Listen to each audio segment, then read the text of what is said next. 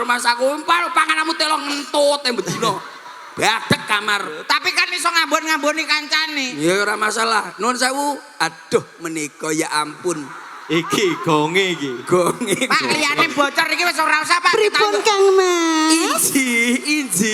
Menika teng mriki nganu nggih. Nuwun sewu mbeto pamanipun nggih. Paman. Lah niku pojok menika melet menika. Iya lho Mas, iki hati-hati lho karo pamanku. Inji. Nuwun sewu paring asma sinten Mbak? Oh, nami kula Mbak Eni, Kang Mas. Sinten? Eni. Ya wis. Ayo tutuk. Tutukno. Wis kagem mbok takoni kok.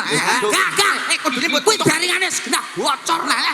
takonono. Mbak Eni. Injih. Mriki wong kalih sinten? Kula piyambakan. Piyambak. Dhewe lho Pak kendel lho Pak. Daleme pundi? Kula kocur. Kocur. Kocur Pak. Daleme kocur. Akeh lemone Pak. Kocur Mas. Kocor niku pundi? Kocur niku dawu. Dawu. Dawu sisih kidul. Wah, kocor mriko nggih. Nggih. Mriki piyambakan. Piyambakan. Wah, ya ora kesel lho Mbak sama mlaku. Telung bengi lho Mas aku mlaku. Telung bengi. Heeh. Layak gentole kaku nih kaya ngono. Nuwun sewu Mbak Yu. Nggih. Mbak Yu sinten lho? Eni. Eni. ENNY. ENNI. Oh iya. Nuwun sewu Mbak Yu. Nggih. Tasik Purun Dahar nggih.